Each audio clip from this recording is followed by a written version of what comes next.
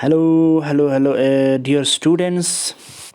हम पढ़ रहे हैं जेनेटिक्स एंड हेरिडिटी और ये हमारा लेक्चर नंबर 3 है।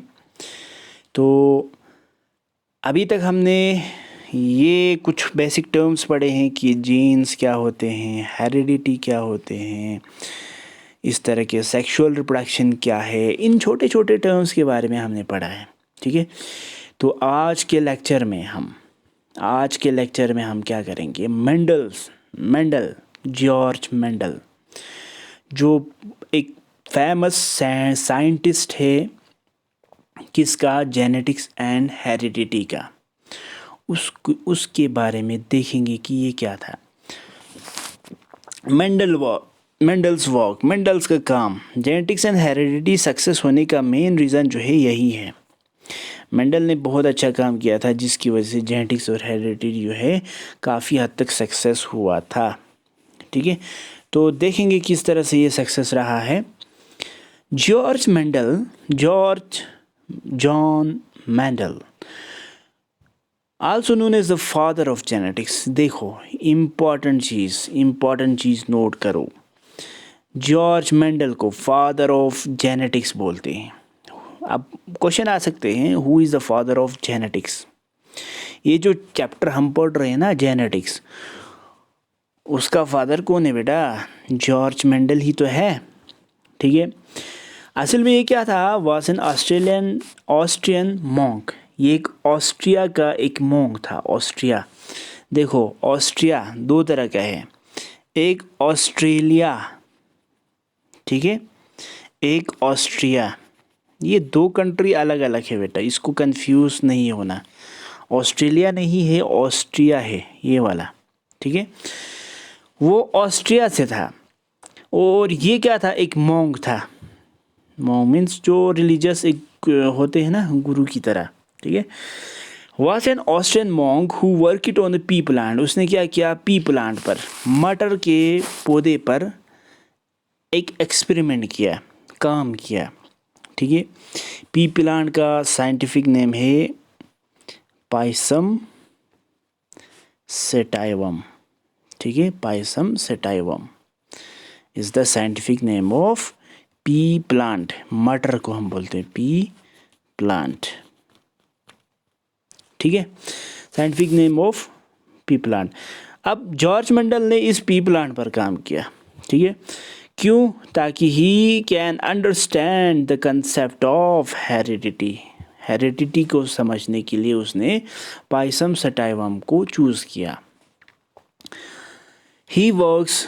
His work laid the foundation of modern genetics. उसके काम ने क्या किया, आज का जो जेनेटिक्स है उसका बुनियाद लगाया। यानी जेनेटिक्स जो है ना, उसकी वजह से यहाँ पर आया हुआ है। ठीक है, he made 3 basic law.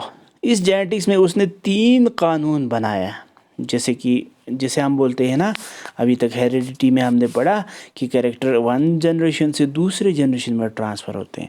Transfer होने के लिए 3 लॉ है। पहला लॉ है लॉ ऑफ डोमिनेंस। दूसरा लॉ क्या है, law of segregation. Third law क्या है, लॉ ऑफ इंडिपेंडेंट असॉर्टमेंट। उसने 3 लॉस लगाए, 3 उसूल, 3 रूल्स। उसने बोला कि जब भी कोई कैरेक्टर ट्रांसफ़र होते हैं तो हमेशा 3 रूल्स अप्लाई होगा। पहला रूल है लॉ ऑफ डोमिनेंस, दूसरा रूल है law of segregation, third rule क्या है, लॉ ऑफ इंडिपेंडेंट असॉर्टमेंट है। अब फर्स्ट रूल क्या बोलते हैं, सेकंड रूल क्या कहते हैं और थर्ड रूल क्या है, उसके बारे में हम आने वाले लेक्चर्स में अच्छे से पढ़ेंगे। लेकिन before moving on further slides, I want to tell you, मैं आपको ये बताना चाहता हूँ कि जॉर्ज मेंडल जो है असल में क्या था, एक मैथमेटिशियन था, मैथमेटिक्स पढ़ाता था। वो एक टीचर था, छोटे बच्चों को मैथ्स पढ़ाता था। मैथमेटिक्स पढ़ाते समय उसने क्या किया, स्कूल के गार्डन में या आंगन में उसने क्या किया, पी प्लांट लगाया। और इस पी प्लांट पर उसने एक्सपेरिमेंट किया, ठीक है। और इस पी प्लांट में उसने क्या किया, देखो एक्सपेरिमेंट कैसे कहते हैं। पी प्लांट का एक्सपेरिमेंट उसने बहुत सारे तरीके से किया। फॉर एग्ज़ाम्पल उसने दो तरह का बीज लाया पहले। फॉर एग्ज़ाम्पल एक बीज बिल्कुल स्मूथ होगा, गोल ही गोल होगा, ठीक है, जैसे ये वाला, ठीक है। दूसरा उसने क्या किया, दूसरा उसने ऐसा सीड लाया जिसका कभी कभार होते हैं ना आपके पास कुछ सीड जो है थोड़ा रिंकल होते हैं। अब उसने क्या किया, मटर के इस बीज को भी उसने लगाया, प्लांट किया, इसको भी प्लांट किया, ठीक है। फिर उसके बाद उसने ये देखना चाहा कि इसके बाद वाला जो प्लांट है वो इसका राउंड बिल्कुल सिमिलर आते हैं या इसका बिल्कुल सिमिलर आते हैं या नहीं आते हैं, ठीक है। अगर आया तो उसने दूसरा स्टेप क्या किया, इसके फ्लावर से मेल के मीट लाया, इसकी फ्लावर से फीमेल के मीट लाया, या वाइसी वर्सा। उसके बाद इन दोनों को पॉलिनेट करके क्रॉस पॉलिनेशन किया। क्रॉस पॉलिनेशन करने पर क्या हो जाएगा, यहाँ पर इन दोनों में क्या हो जाएगा, दूसरा प्लांट यहाँ पर ग्रोथ हो जाएगा इस प्लांट पे, ठीक है। इस प्लांट पे जो भी सीड उगेगा उसमें ये वाले इस वाले सीड का स्मूथ सीड का कैरेक्टर होगा या रफ सीड का, उसको देखना चाहा। तो उसके बाद क्या होते हैं फर्दर जो देखते हैं तो उसमें उनमें इसमें स्मूथ वाला अगर ज़्यादा आया,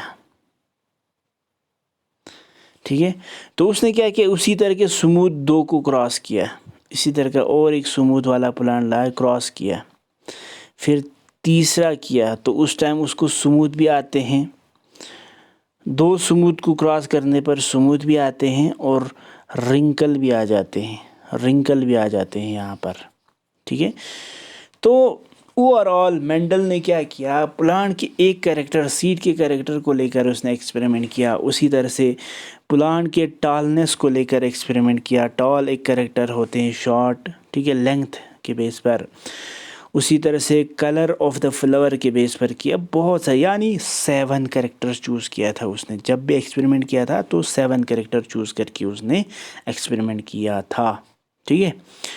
तो तब जाके उसने ये 3 लॉ इन तीन बेसिक लॉस के फाउंडेशन लगाए हैं, ठीक है।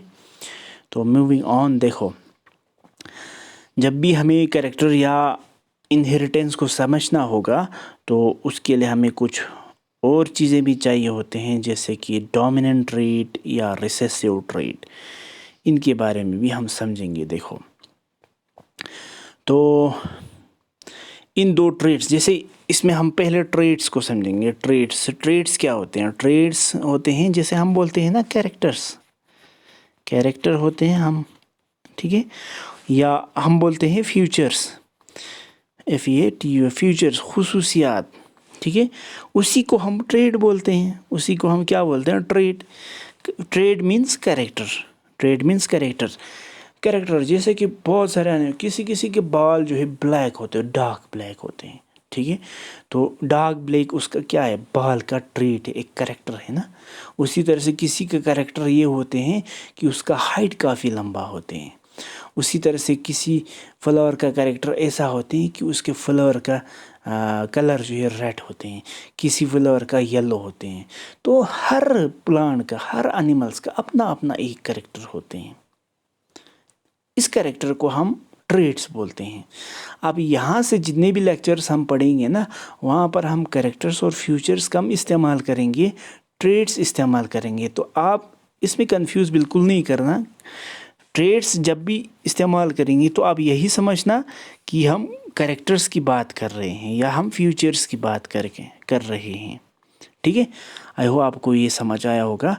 तो डोमिनेंट ट्रेट्स और रिसेसिव ट्रेट्स के बारे में हम अपकमिंग लेक्चर्स में अच्छे से पढ़ेंगे। तो thank you so much for listening, thank you so much.